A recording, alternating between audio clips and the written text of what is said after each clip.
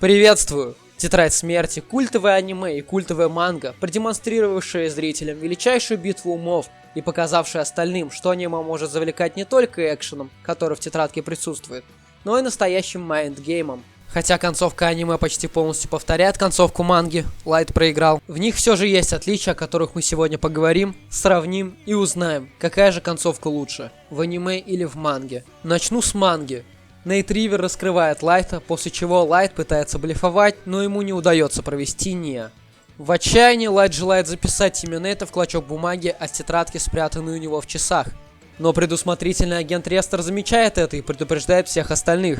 Тогда Мацуда, не выдержав всего этого, стреляет в Лайта. Ягами уже ни на что не способен. Он с трудом ползет и зовет на помощь Миками, но тот называет его мусором. Зовет на помощь Мису, но та сейчас в отеле, о чем ему и сообщает Нейт. Кричит имя Такады, но она мертва. Лайт остается один.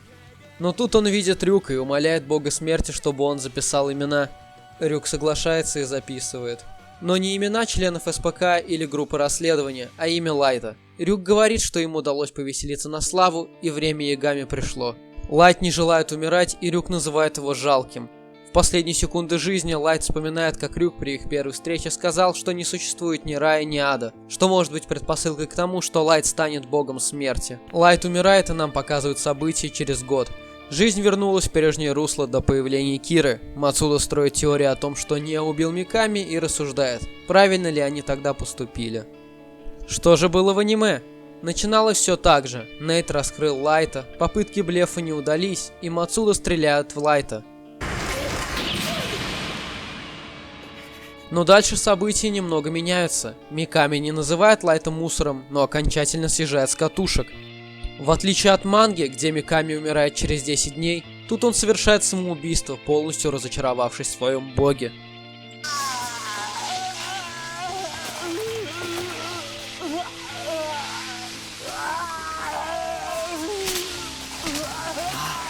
Миками!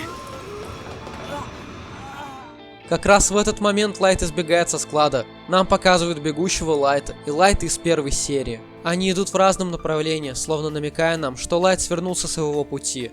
Рюк произносит прощальную речь. Вот и пробил твой час, Лайт. Я же тебе говорил в самом начале нашего знакомства, что наступит день, когда я запишу твое имя в свою тетрадь.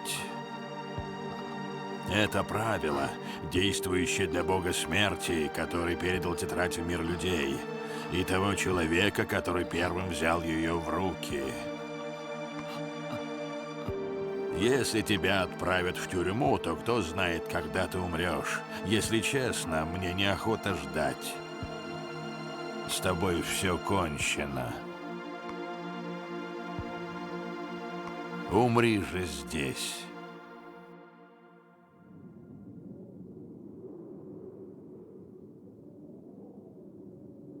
Должен тебе признаться, я довольно неплохо провел время в твоей компании. А иногда мне даже было весело.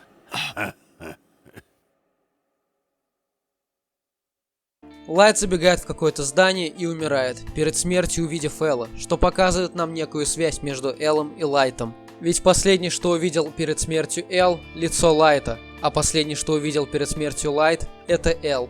Тецуро Араки, режиссер Тетради смерти, показал нам, что Лайт свернулся с его пути. Это Араки демонстрировал и в опенингах с эндингами. Ведь в первом опенинге Лайт предстает перед нами Аки Ангел-Хранитель, а во втором эндинге Лайт словно падший ангел. Итак, манга показала нам лишь насколько Лайт стал жалким и как, будучи богом, пасть на дно. Аниме также показало нам падение бога, но еще и связь Эллы и Лайта, связь Рюка и Лайта, и то, что Лайт избрал неправильный путь. По моему мнению, Тецуро Араки смог показать нам действительно достойный конец. Хоть аниме почти полностью повторяет мангу, и именно Цугуми Оба написал этот шедевр, я все же считаю концовку аниме лучше. А какая концовка понравилась больше именно вам, можете написать в комментариях.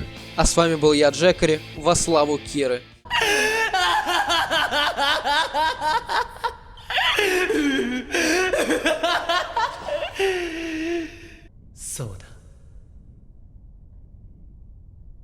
僕がキラだ。